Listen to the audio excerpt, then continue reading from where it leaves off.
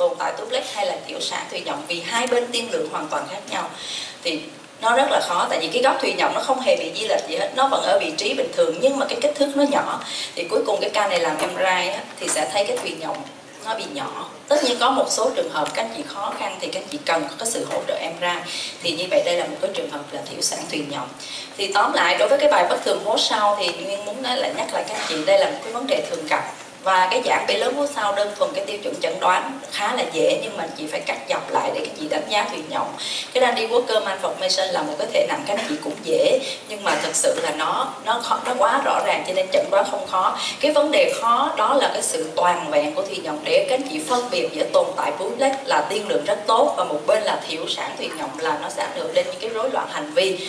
Cho nên cái vấn đề hố sau nó khó nhất là cái đánh giá thùy nhộng, mà nhiều ca Nguyên cũng gửi cho thầy PHILLIP JEANTY và thầy cũng hỗ trợ trong chẩn đoán. Và thầy nói cái câu là tôi rất ghét là vẹt mít, I hate vẹt mít. Thầy nói với Nguyên như vậy là các anh chị thấy là đánh giá cái vẹt mít nó rất là khó, cho nên đó là một cái rất là quan trọng để đánh giá phân biệt giữa tồn tại duplex và một cái thiểu sản thùy nhộng. Xin cảm ơn sự lắng nghe của các anh chị.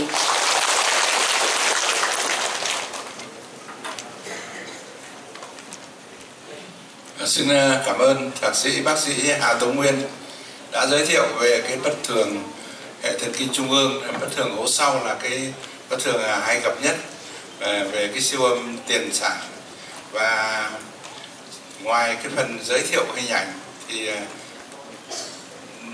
báo cáo viên còn giới thiệu giúp cho chúng ta những cái kỹ thuật để có thể dễ dàng phát hiện và phân biệt với lại những các cái trường hợp khác. Thì tiếp theo chúng ta chuyển sang cái bản báo cáo thứ hai. Báo cáo của thầy PHILLIP JEANTY là bất thường đường giữa midline anomaly. Thì tôi cũng xin giới thiệu một chút về thầy PHILLIP JEANTY. Giáo sư PHILLIP JEANTY là giám đốc đơn vị siêu âm ở cái trung tâm hình ảnh săn sóc về các cái vấn đề bất thường có di truyền ở bang Tennessee, Mỹ. Và giáo sư JEANTY là người sáng lập cái trang web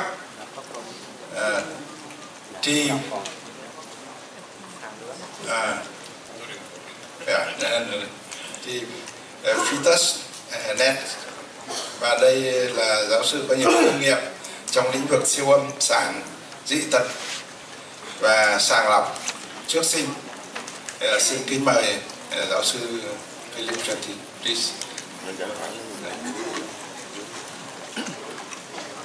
Good morning. So we're going to talk about two of the topics in the central nervous system anomalies, and I'm going to start with the midline cyst. Now, what is the process to think when you find a cyst inside the baby's head? What is the characteristic? So let me start. Go back. So the first question is that, is it just a cyst or is it a different type of fluid collection? So let's assume it is just a cyst. And then the question is this exactly midline or is it not exactly midline? So let's first start with an exactly midline cyst, and then we have the choice between these four groups. So let's start with the cavum septum pellucidum and the cavum vergae. So these will be exactly central like this, and they usually communicate together. So when you have a cavum vergae, it appears as a prolongation in the posterior aspect of the cavum septum pellucidum, and this is what you see with ultrasound. You see this big cyst in the middle. It's more visible when you do the sagittal section, but I'm looking here only in coronal section. The next type of cyst you can find is an interhemispheric cyst, and this, as you can see, is very strongly associated with dysgenesis of the corpus callosum, which we'll talk about later on. And so there you think about a herniated third ventricle that pushes in between the interhemispheric fissure. You can also have neuroenteric cysts, acromion cysts, and epididymal cysts. So the appearance here is a cyst that is strictly midline in between the two hemispheres.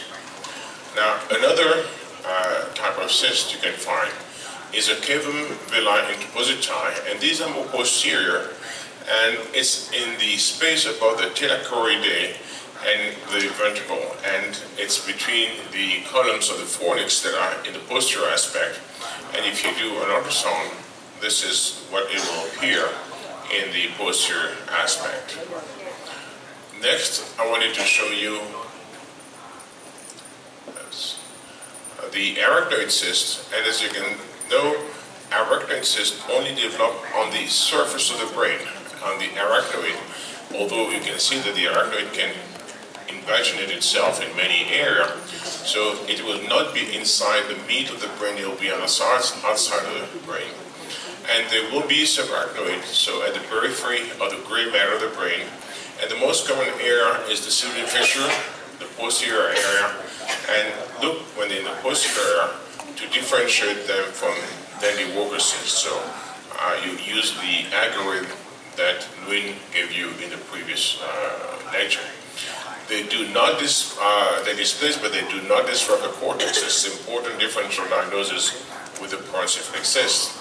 So the appearance here will be some cysts that are on the surface here and displacing the brain itself, but not destructing the brain.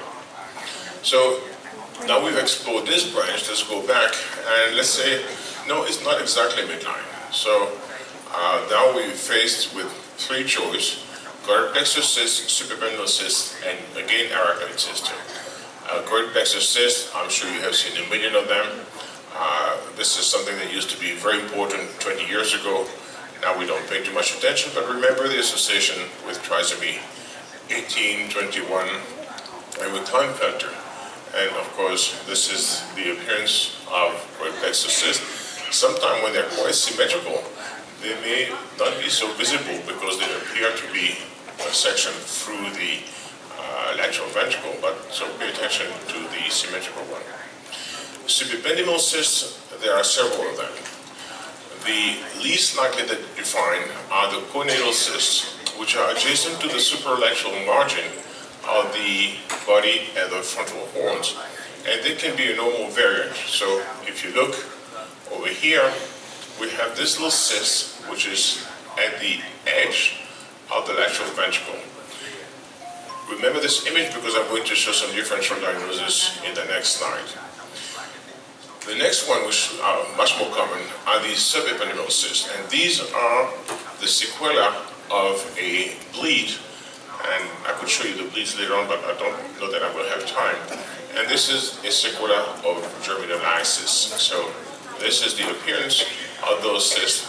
And you can see here we have the ventricle, and just under the side of the ventricle, we have those two cysts. So this baby at some point had some bleeding in the germinal matrix. Now remember, there's a gradation of grade 1, 2, 3, 4. If you have a grade 4 bleed, there will be an intraparenchymal extension of that bleed, and the result of this intraparenchymal extension is going to be a much different cyst, which is what you see over here. These have a much worse prognosis, and they are bigger, they are more peripheral, and they're more superior than the other one. And then we had also seen the arachnoid cyst, so we can go back out of that. So now we had seen the midline or not midline, so I'm going to go back in the differential diagnosis and say it's not just a cyst, there's something more than just a cyst. So the next question is the cavum septum pellucidum present? So let's say it's present.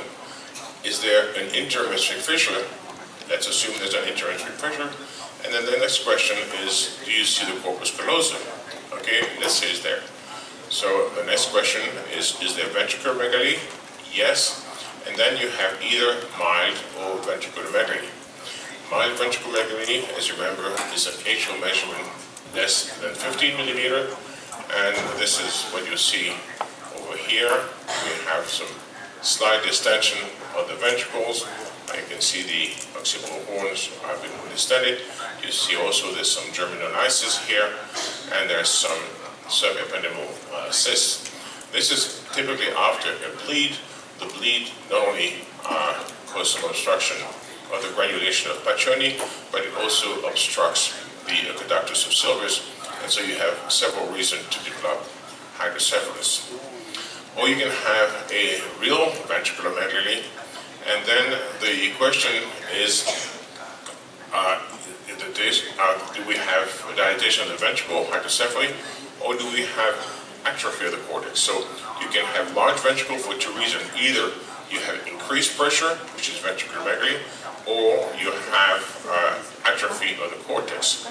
You can also put color, because in color you can see that this baby may have actually a vein of Galen ectasia. So important to use color when you do that. So here would be an example of that. You see distended ventricles, they communicate here in the middle, and then we go into all the differential diagnoses of the holoprosencephaly and things like that. Let's go back in here, and let's say there was no ventriculomegaly, and then is the brain parenchyma intact?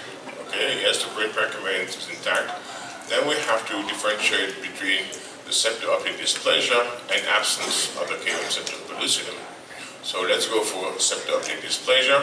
So here we have no caveum septum pellucidum, and we have fusion of the lateral ventricle in the midline, and this is very similar to what we see in holoprosencephaly, and this would be an ultrasound image of that. You see the two ventricles are communicating, and you see there's an intermittent fissure in between.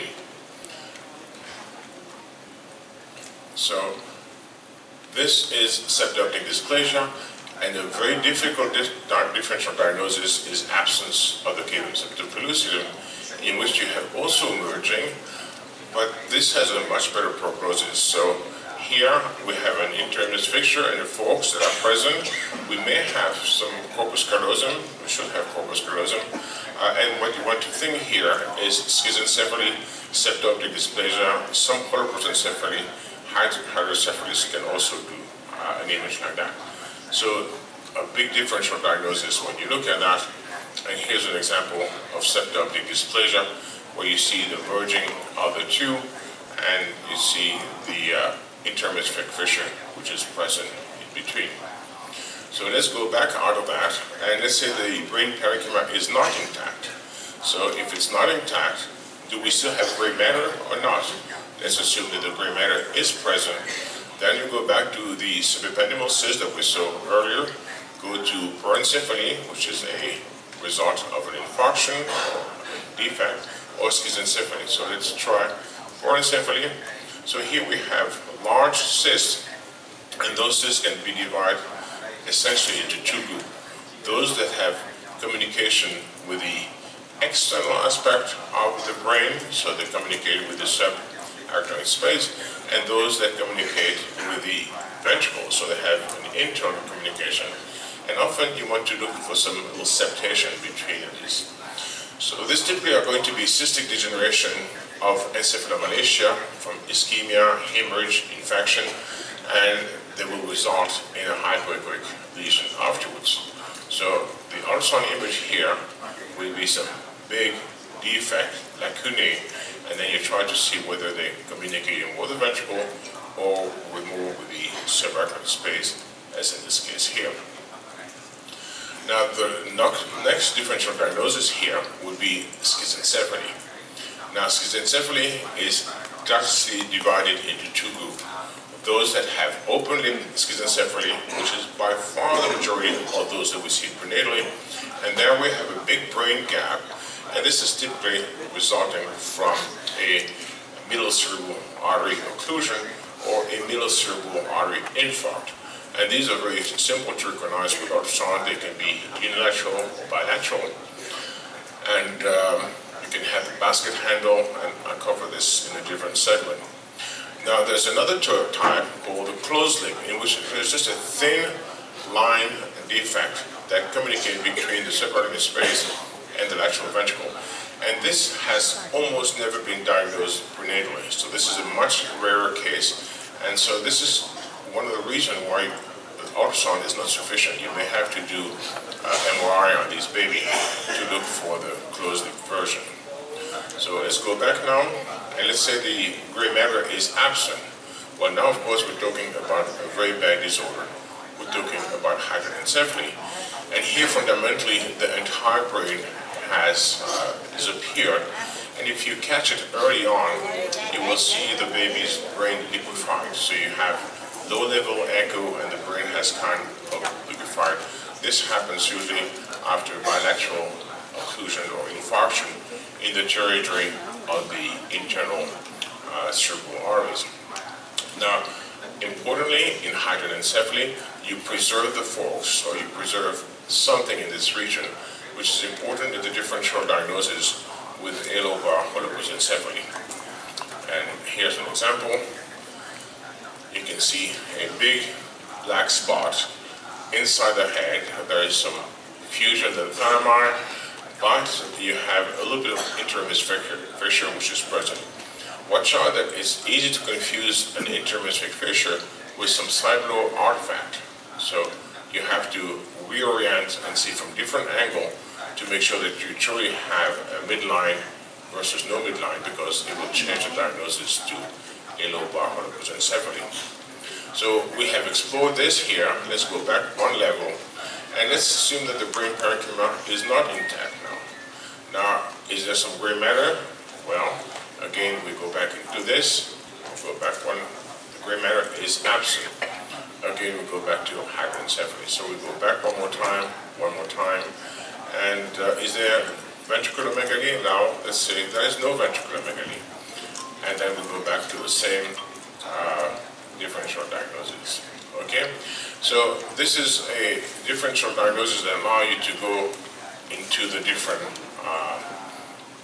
versions. So here, absent interhemispheric fissure. Now, when we have absent interhemispheric fissure, we are going into the holoprosencephaly. And I'm going to cover this in the ventral induction in the next presentation. So let me save that for that moment. So I think we have explored all the different regions here. So let me go back to the main menu, and we're going to look now at the topic of the ventral induction defect. So, ventral induction. So let's start with the cases of dysgenesis of the corpus callosum. And with the dysgenesis of the corpus callosum, the one that we see much most frequently is the total absence. So here we have the zero communication between the two hemispheres. The fiber of white matter that should have been connecting the two hemispheres of the brain fail to develop transversely, and they become longitudinally oriented. And I'll show you this as in image later on. It's called the Probst bundle.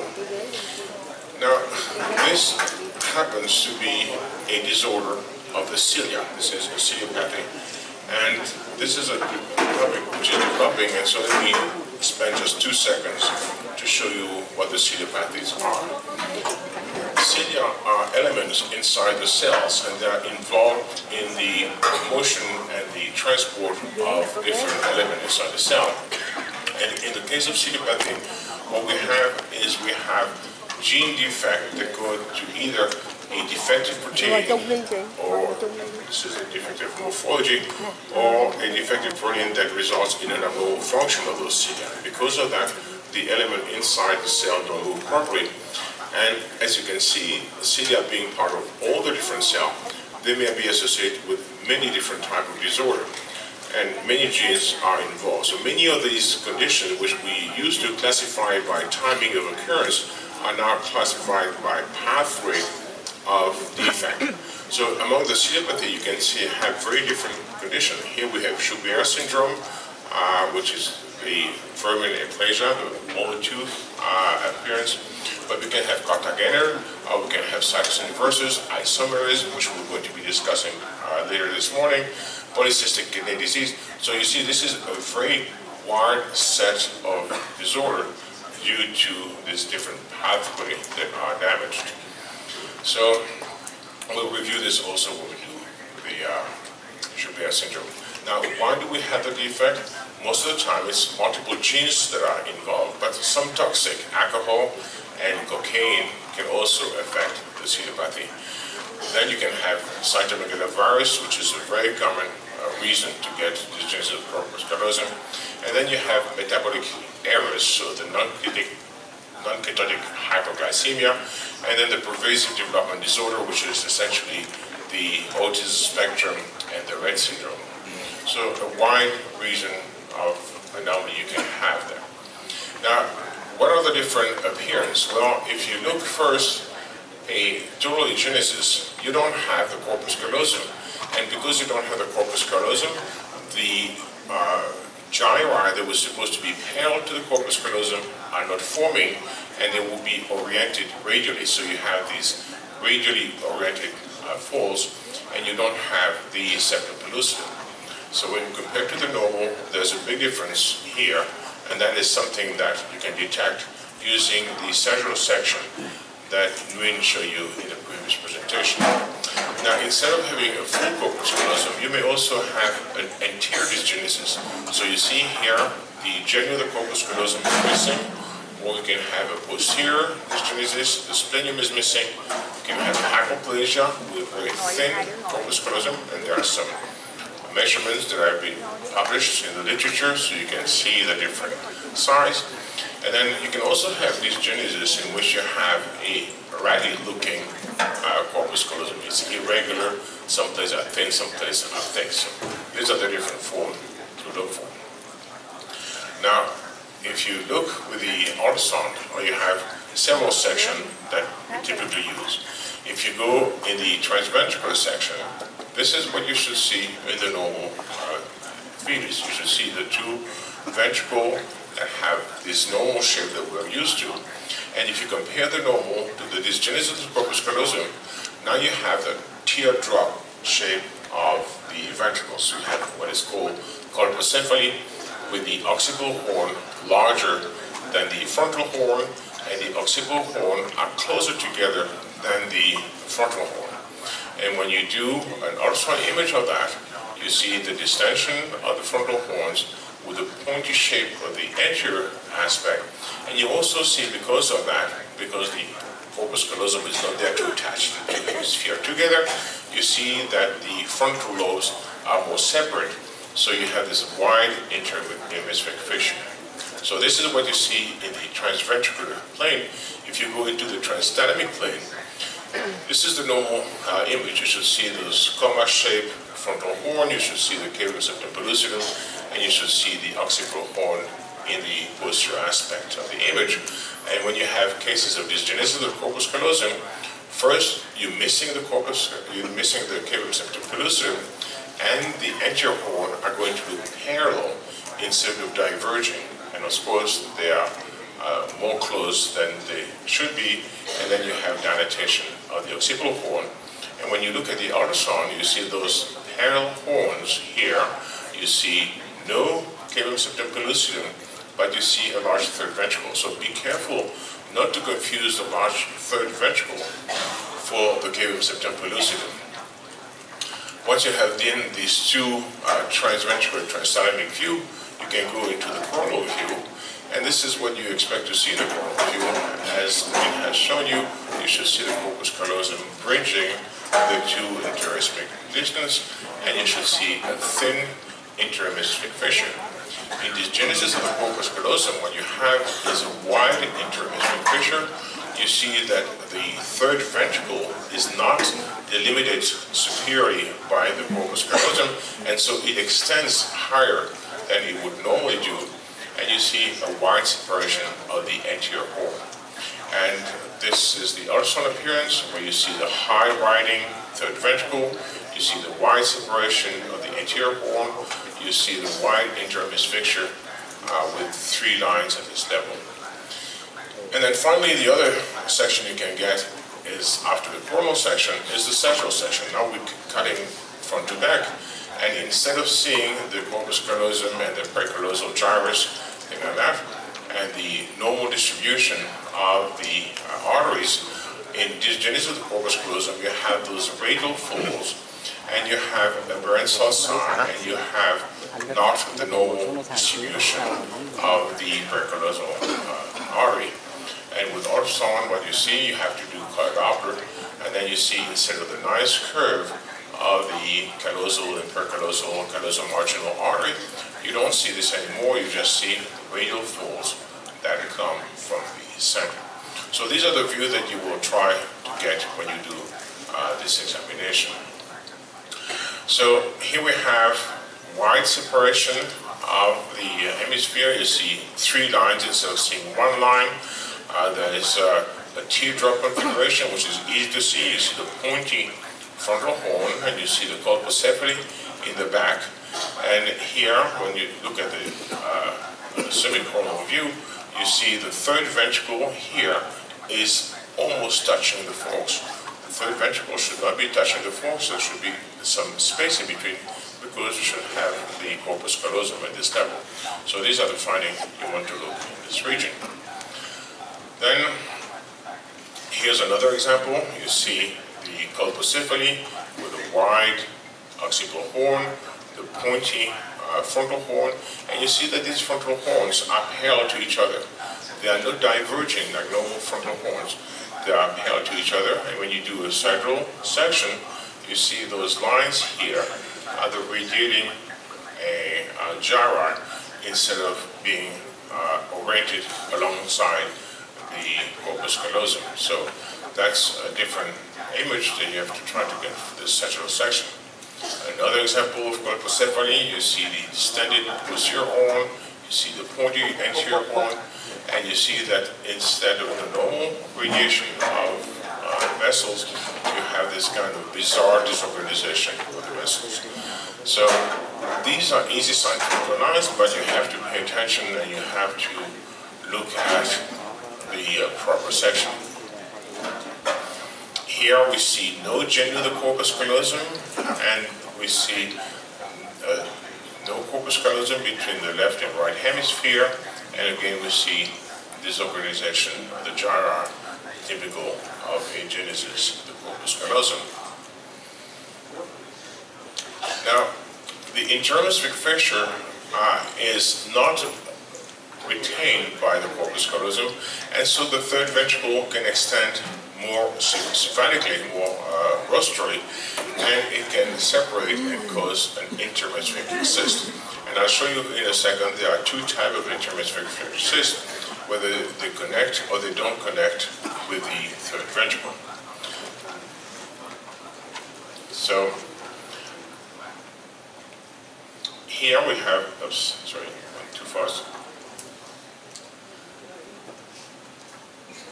So here we have a large interhemispheric fissure cyst. You see this big cyst separating the hemisphere.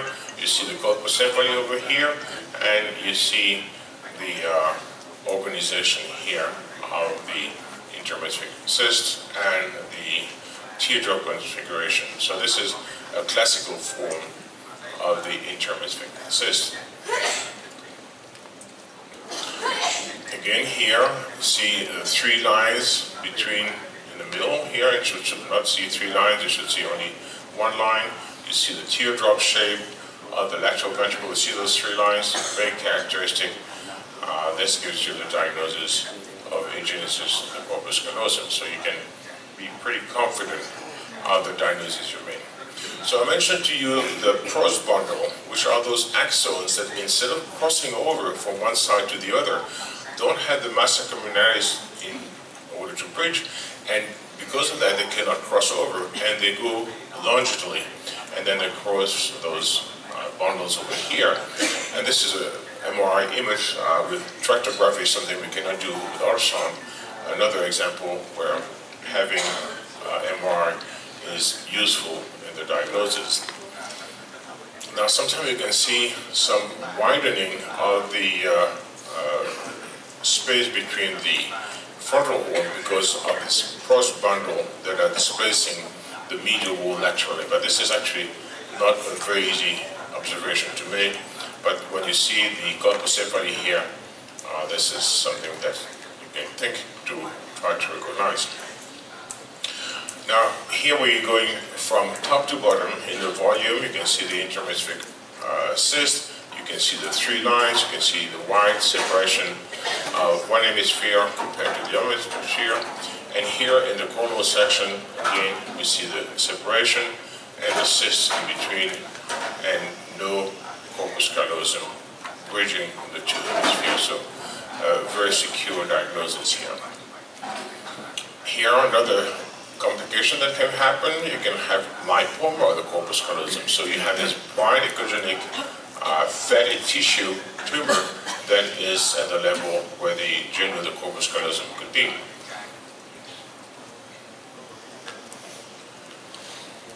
Now, the interhemispheric cyst can be divided into type 1, which is a diverticular or an extension of the third ventricle, or type 2, in which the cyst is loculated and not communicating with the lateral ventricle. So, yeah, you may try to recognize one from the other, which with ultrasounds is not quite as easy as it is with MRI. So here another example, we have a thin cavum septum pellucidum, we have a dilated third ventricle, and we have some wide anterior horn that are parallel to each other. We see some random organization of the folds and of the pericallosal artery. And you can see here that we have a portion of the anterior corpus callosum, but we're missing a portion of the distal corpus callosum. So in partial dysgenesis of corpus callosum, it's a bit more difficult to recognize than in genesis. It's easy to confuse partial dysgenesis for a normal corpus callosum. Here's another example. You can see that the corpus callosum is too thin for the anterior portion next to the genu, but you see the body of the corpus callosum and the splenium are not seen. Another example of a baby here that has French syndrome with hypoplasia of the corpus callosum. So, after this, let's go into the topic of the holoprosencephaly. And holoprosencephaly can present with a great variety of appearance, and I'm going to try to show you the most common one. So this is a group of disorder of the development of forebrain and midface, and we'll look at the midface afterwards. And it results from a failure of differentiation of midline cleavage of the prosencephalon. It affects the anterior infantile lobe, the deep gray nuclei, the olfactory region. It's not that uncommon, 1 to 2 per 10,000. The alobar form is something that everyone has diagnosed. The lobar is much harder to recognize. It can be associated with trisomy 13, 18, triploidy, Danny Walker, and there are multiple genes that have been recognized to be involved in holoprosencephaly. So these are the different types. So if we start with the normal one, compared to that, the most abnormal one is the alobar holoprosencephaly. This is the most severe form.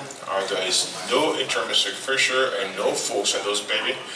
And they have a undifferentiated ventricle that you can see over here that bridge both sides. There is no third ventricle. And the roof of the ventricular cavity, which is normally covered by the brain, may balloon out to form a cyst. And we'll see how this is divided into a pancake, a cup, and a bowl form in the next few slides. The next, more severe, is the semilobar form. In the semilobar form, you have a partial posterior separation of the ventricles, so there's an attempt to separate them, but the front is still merged together. And the roof of the ventricular cavity, which is normally overlaid, also may balloon in the front. Now we move to the lobar form, and the lobar form is the least severe form. There's almost normal separation of the hemisphere, but there's some fusion of the ventricle here in the middle. There is no cavum septum pellucidum, there's no olfactory bulbs and tuck, and the corpus callosum may be absent or hypoplastic or normal. Now compared to this form, there's a more recently described form called scintillocephaly, about 20 years ago, and this is also called the middle interhemispheric variant. And here this is an intermediate form between the lobar and the alobar variety. There's more differentiation in the frontal lobe than in the alobar, and there's one single ventricle. There's also some posterior differentiation. But most characteristic, the salient fissure seem to extend from one hemisphere to the other hemisphere. So it's mostly in the middle portion of the brain you see the defect, which is the reason it's called the middle interhemispheric variant. And there's a very rare form, the holodyssencephaly, in which the frontal horns are well developed. There's absence of the septum pellucidum. They have hydrocephaly, and they have fused fornices in the coronal section. But I don't have a picture of that for natally. So remember the week 3 to 4, as Nguyen has mentioned, is the dorsal induction, and week 5 to 10 is the ventral induction, in which segmentation of the brain occurs. You have the division of the prosencephalon, and you also have formation of the brain, of the face. Remember, the undersurface of the neural tube here is going to be inducing the formation of the face. So normally you should have the initial vesicle that has a cleavage, and then the two lateral fold rotating wall. You have proper lateralization developing normal ventricle.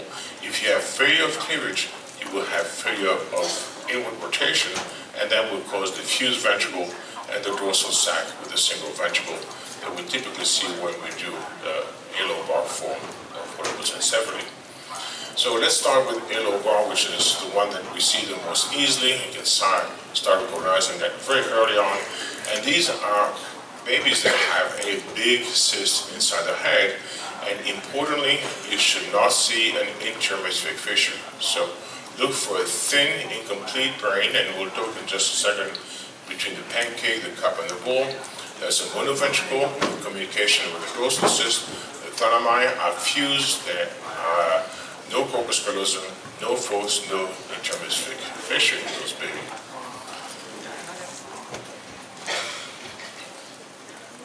This is a lethal condition associated with some major facial anomalies also. So this is the three type. In the pancake form, you have brain, which is just at the most inferior portion with a big cyst above that. And this is what you see in the ultrasound image, a large cyst and just a little edge of brain in the most caudal portion. This is the pancake. This is the cup here. So now the brain is extending and covering the frontal region, but not covering the entire region. And this is what you see in this ultrasound image, with the frontal portion being developed, but the back is missing. And then the last thing is a bowl form, in which there's a thin layer of brain all around, a large cyst, and this is more common in semilobar holodyssencephaly. So here are a few examples. You see communication of the ventricle from one side to the other. You can recognize that pretty early on. This is a case we had at 11 weeks. There's another case at 12 weeks. This is something which is recognizable when you do nuchal translucency screening, for instance. Here are some other cases in which we did the dissection of the ventricles by doing an inversion. And you can see the big ventricle going from one side to the other side. And you can do this, it's a bit tedious to do, but you can do this at different gestational age.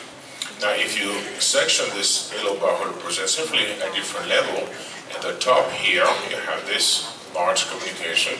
You go more in the middle, you have the cup form, and here you get to the bottom portion, and you see the fused thalami at this level.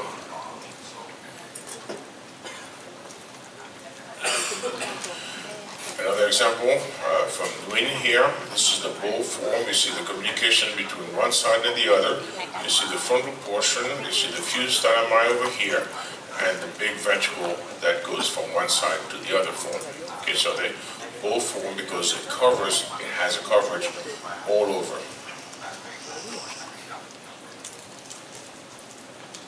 This is another baby that has the pancake form. So here we dissect the skull, and here we have the brain. You see the frontal portion of the brain is present, but the most posterior portion is absent. This is a view from the back of the baby. You see the fused thalamus over here, and you see the rim of cortex, which is anterior, but is not present on the posterior aspect, and this is therefore the pancake form. Now let's move to the semilobar holoprosencephaly, and that is where we start getting into trouble, because on the drawing it looks easy to recognize, but in real life, the differential diagnosis between lobar holoprosencephaly, agenesis of the septum pellucidum, hydrocephaly with disruption of the septum pellucidum, is going to be a bit more difficult to make. Drawings are simple to make a description, but in real life it may be more difficult. So here we have the ventricles that are communicating. You can see that there's some separation between the ventricles. It's not a smooth curve like we had before. Now we have an attempt to differentiate the frontal horn, but not a complete version.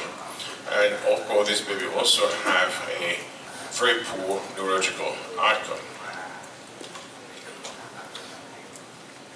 Now we move to the lobar holoprosencephaly, and the lobar holoprosencephaly is also going to present some trouble because we have attempt of division here.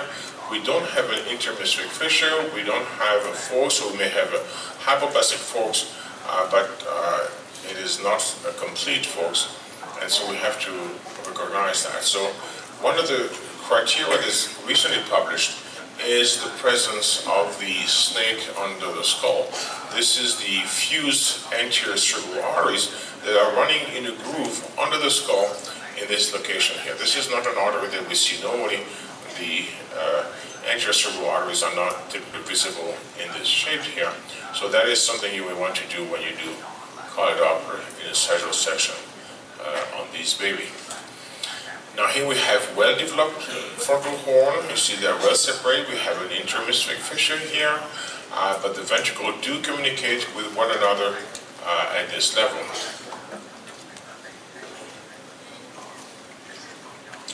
Another example, you see a development of the frontal horn, and you can see that they communicate together, and there is no corpus callosum, and there's an anterior corpus callosum, but we have no cavum septum pellucidum.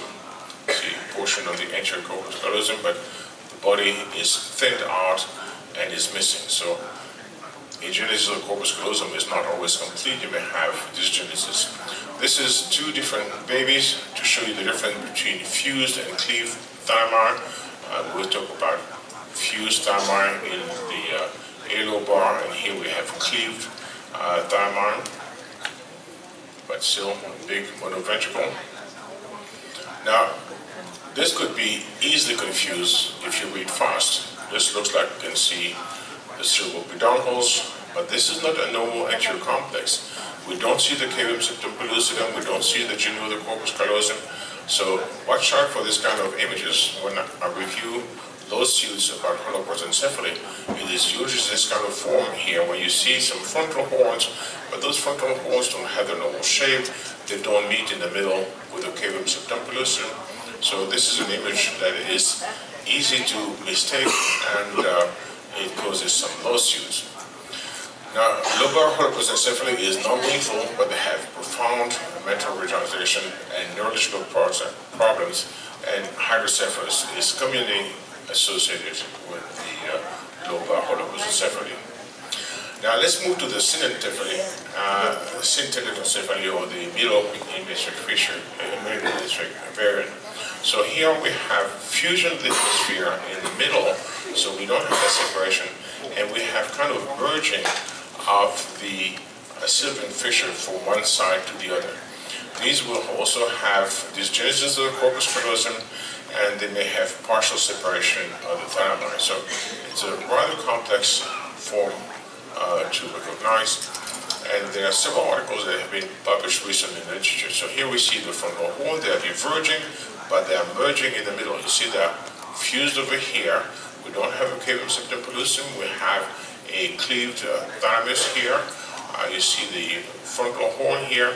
So no cavum septum pellucidum, merging of the two, and the particular shape in the frontal aspect with the communication in between.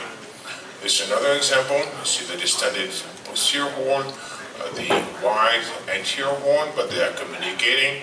Again, we don't have a given septopellucidum, and in this baby there is no corpus callosum that is visible.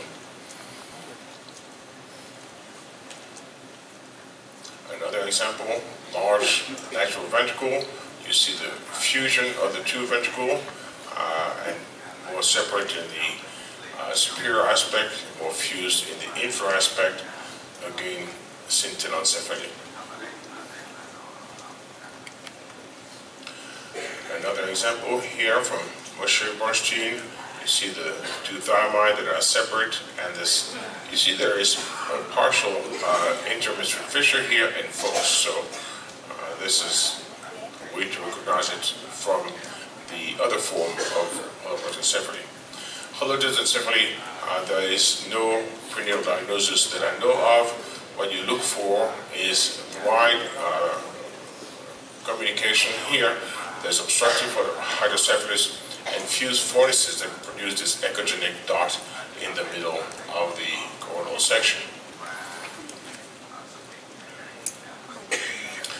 Now let's look at the facial anomaly in holoprosencephaly, because that is an important aspect in the differential diagnosis of hydrocephalus. You don't only look at the brain, you always look at the face to see what kind of anomaly you can see. So this portion here of the precaudal plate is going to be the portion that induces the formation of the face, and of course you could expect the sonic hedgehog is going to be involved into that. And it set the median line for the face, it divides the forebrain into two separate hemispheres, and it divides the eye field into two fields also. So this failure of division here is going to cause a failure of division of the face. And it will go to some great difference between synophthalmic cyclopia, which is what you see over here, to hypotelorism and enlarged orbits. The nose can either be a proboscis with one or two nostrils, we'll see the difference in just a second. Of course, absence of the nasal bone.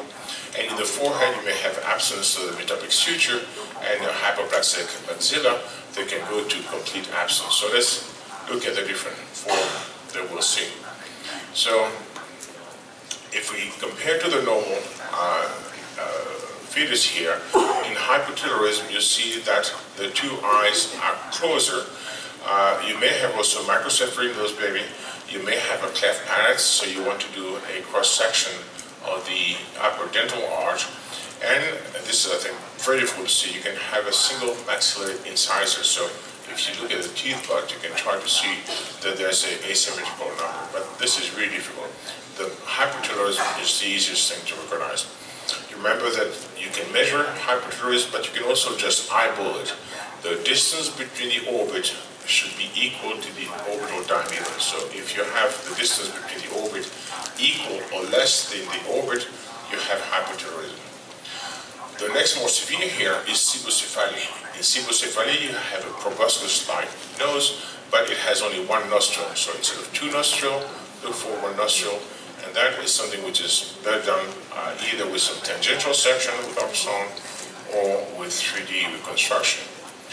The next further up step is the median cleft. So now we have a cleft in the middle of the mouth, not on the lateral side like we have in the orofacial cleft. It's in the middle of the mouth and it extends into the nose, very characteristic. The next further step is the ethmocephaly. Now we don't have the nose in the proper position. That is replaced by a proboscis, which is above the eyes, and the eyes typically are either fused together or they're extremely close together. In the case of cyclopia, the eyes are fused together, you have a single orbit, and then the worst situation is autocephaly, in which now we have a complete disruption of the first branchial arch, and you have an abnormal midline position of the ears that are fixed in the middle of the neck. The mouth is very hypoplastic or not visible, and the eyes are also abnormal. So let me show you some example of this different form of facial anomalies that you can see in holoprosencephaly.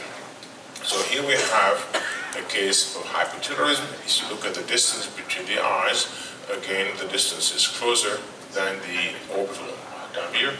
another case of Nguyen. And I told you this is a lecture in which she has contributed a great number of cases. Here's an example in which I think it's interesting to look at the 3D compared to the 2D. If you look at the 3D, you may say, cute little baby. But actually, when you look at the 2D, you see that clearly the interocular distance here is less than the orbital diameter. So this baby clearly has hypotelorism, and this is a baby which otherwise has holoprosencephaly, which is not seen on this particular image. Other example now, this is cebucephaly. We have a nose that has a single nostril. Single nostril is visible here, and it's visible here on the 3D. Also, this baby has hypotelorism, but again, I prefer a cross-section for the eyes instead of the 3D reconstruction to look for hypotelorism. So this was cebucephaly, and now we have the median cleft syndrome. So now we have a nose that is connected to the mouth by a wide gap. You see this wide gap, and that gap is exactly central. It's not going from one nostril to the mouth, it's going from both nostril or the single nostril to the mouth. And of course, this is associated very much with trisomy 18 and 13, median cleft syndrome. Another example, you can see this big gap in between. You see there's also some midface hypoplasia. The midface is displaced posteriorly. You can see the gap here in the lip, and there's also a gap in the palate at this level. So they also have midface hypoplasia and this retro position of the midface. Here's another case from Nguyen, and you see a baby has ethmocephaly. You see this one has two nostrils. You see the nostrils over here, and you see the fused eye under the nostril. So this is similar to the drawing here. This is a case of ethmocephaly. Next here is another ethmocephaly. You see the two orbits here are fused together, but you can see the two lens are separate. You can see the proboscis over here, typical of ethmocephaly. Another example of ethmocephaly, you see the fusion of the two orbits. You see the two orbits are close together, that are partially fused. Another example here, another ultrasound image of that over here. These are rather easy to recognize prenatally. So when you do a diagnosis of suspicion of holoprosencephaly, always look at the face. Another example here, you can see the two eyes very close to each other over here. You see the holoprosencephaly.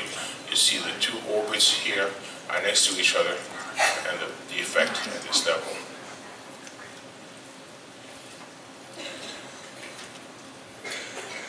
Another example here with proboscis and synophthalmia. You see the eyes are merged in the middle, and the proboscis is over the single orbit here.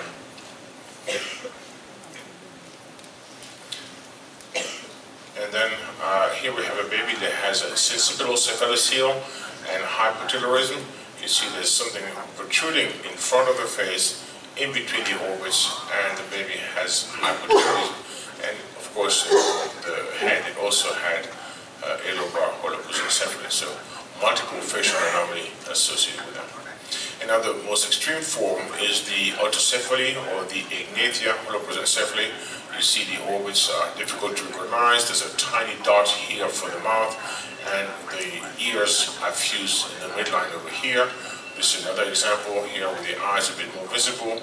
The nose is in the midline here, and the ears are fused in the midline. So this is the typical finding that you see in autocephaly or the ignatia holoprosencephaly version.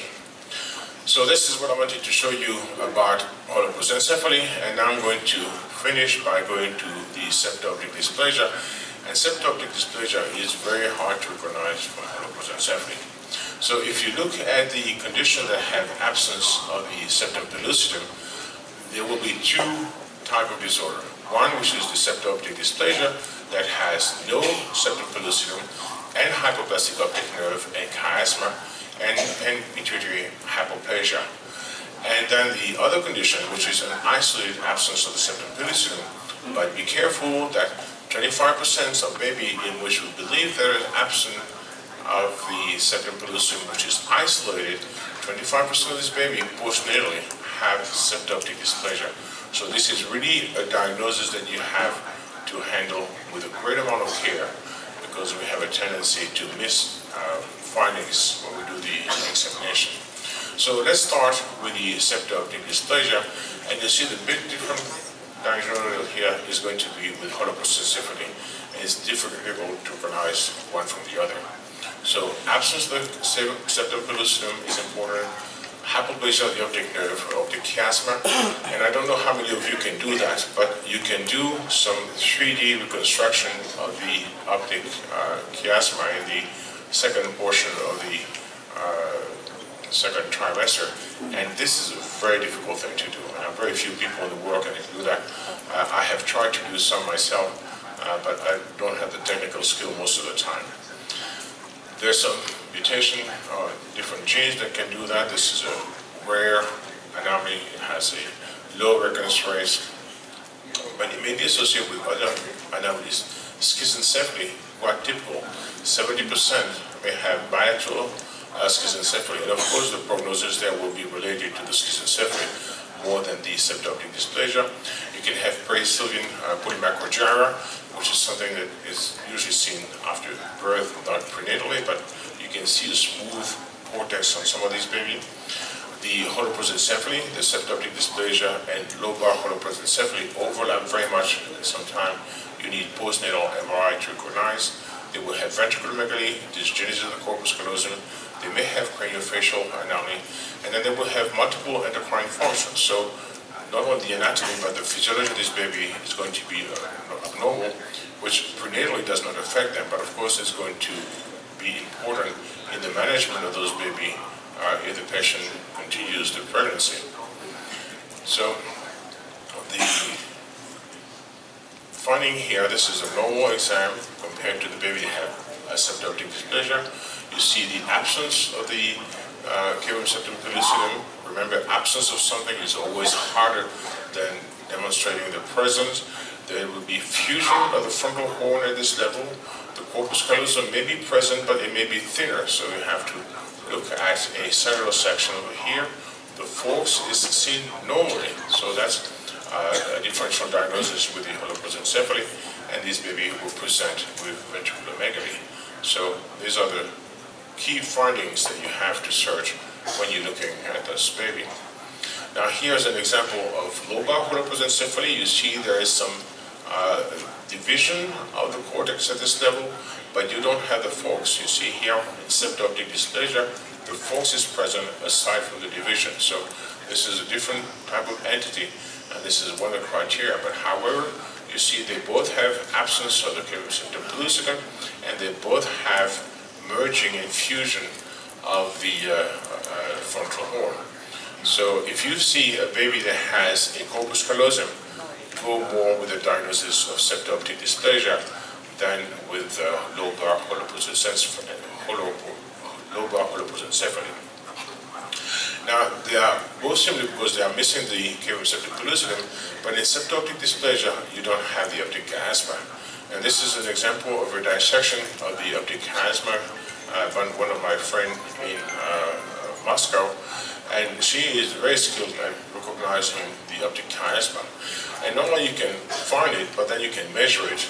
And here the measurement is very simple. The optic nerve size should be the gestational age divided by 10. So if you have a 20-week fetus, it should be 2 millimeter. If you have a 36-week fetus, it should be 3.6 millimeter. Now, for those of you who are experts at doing some 3D dissection, if you have good optic chiasma, please send them to me, because I would include them, because not so many people can do that. So, when it's associated with holoprosencephaly or schizencephaly, the prognosis is going to be poor and reflect the prognosis of the associated anomalies, so holoprosencephaly or schizencephaly.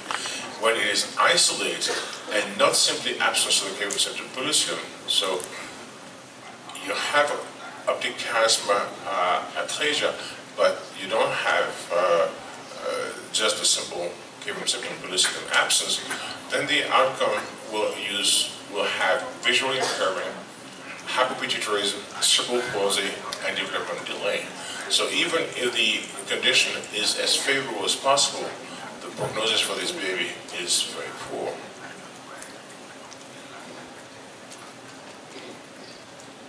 This is a baby we had a couple of years ago. You see there is a wide interhemispheric fissure. The corpus callosum was absent in this baby. There was merging of the ventricle. She also has an intraventricular bleed. And she survived a few years. You see the facial appearance is quite normal compared to holoprosencephaly, but she had intractable epilepsy and associated hormonal deficiency, so she could not survive. Here's another example where you have some borderline size of the lateral ventricle. They measure 12 millimeters. There's no cavum septum pellucidum. You see the absence of the cavum septum pellucidum and the merging of the frontal horns. Here you can see portion of the interhemispheric fissure. You see that the corpus callosum is present on the front, but look at the thickness of the corpus callosum here and the thickness of the corpus callosum there. So this baby has an irregular corpus callosum. So pay attention not only to the presence of the corpus callosum, but to the morphology of the corpus callosum. So here again, absent cavum septum pellucidum, you have merging of the two ventricle in front of each other. You have an intact forks, and you have fused anterior horns.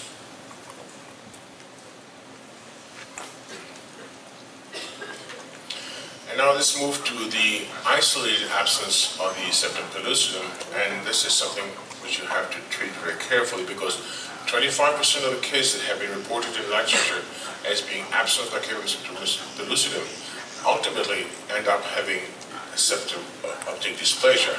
So we underrepresent the septum optic dysplasia in this group. Now these babies, even if they have everything normal, may have anomaly of the limbic structure. They may have heterotopia, so you want to look alongside the ventricle to see if you have an irregular size of the ventricle. If you have nodules, they may have a hypoplastic forks, and they may have ventricular cleft.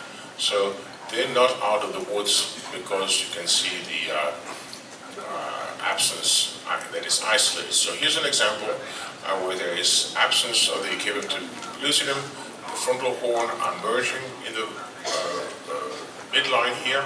You see the corpus callosum over here, and that baby was followed for several years, and by the time the baby was 14 months, all MRI had been normal, or the physical development and the neurological development of the child was normal, and there was no endocrine function. So this confirmed the fact that this was an isolated absence and not a septum optic dysplasia. This is another example. Here you can see the merging of the ventricles over here. You can see the corpus callosum and no septum pellucidum in between. So this is a well-established case. So this is what I wanted to talk to you about in the ventral induction. So thank you very much for your attention.